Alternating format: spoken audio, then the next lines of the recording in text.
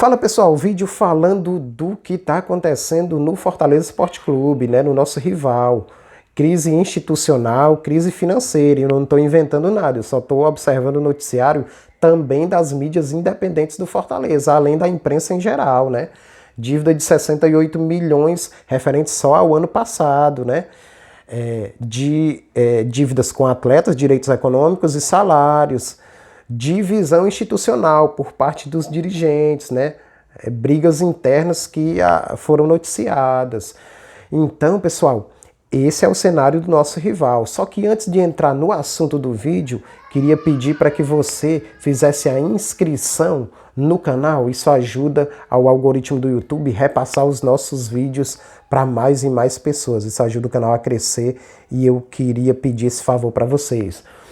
Então, pessoal, acho que o mais relevante de toda essa situação do Fortaleza, pelo menos um ponto de vista que eu tenho, é que o Marcelo Paz, ele mandava literalmente em tudo, e não são palavras minhas. As mídias independentes, algumas mídias independentes que tratam do Fortaleza, têm essa opinião. Só que eu também percebo o seguinte, algumas mídias do Fortaleza ainda veneram o cara, mesmo depois do cara ter, numa sexta-feira, se eu não me engano, numa sexta-feira ter dado declarações como CEO do time, e no sábado ser anunciado pelo Corinthians. E esse cara saiu e acabou. Até onde eu sei, ele não deu a mínima satisfação. Ou seja, não teve aquele pronunciamento explicando o porquê da troca, não. Então, esse Fortaleza que era pintado e bordado pelo Marcelo Paz, de um time que tinha uma união institucional, depois da saída do Paz, a gente viu que alguns que foram preteridos por ele quiseram voltar, alguns dirigentes, e foram preteridos por quem está lá, ou seja, algumas mídias independentes chegaram à conclusão de que ele ainda tem voz, mesmo estando no Corinthians, ou seja, é um cenário que a gente não via há muito tempo no Fortaleza. O que causou esse cenário? Esse endeusamento, na minha opinião, que o Marcelo Paz tinha. Porque o Marcelo Paz era o CEO do Fortaleza, o Marcelo Paz era o cara que saía dando aquelas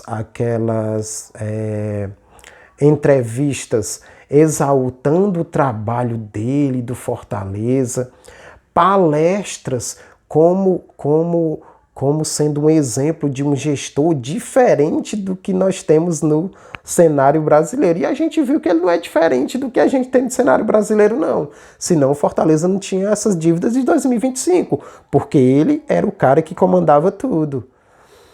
E também eu vejo o seguinte, mesmo o cara tendo saído da forma que saiu, ainda tem uma parte da torcida e uma parte também das mídias que ficam um pouco receosas no que tange a criticá-lo.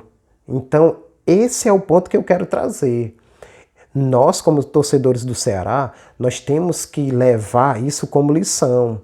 Se o Ceará, a partir de 2026, começar a ter um crescimento repentino em resultados, Série A, competições internacionais, a gente não deve venerar ao extremo nenhum dos dirigentes, não, pessoal.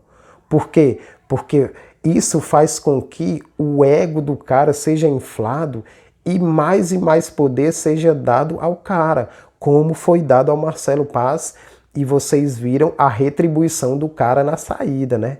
Então, galera, venerar dirigente nunca, independente do trabalho e dos bons resultados que ele possa ter no Ceará Sporting Clube.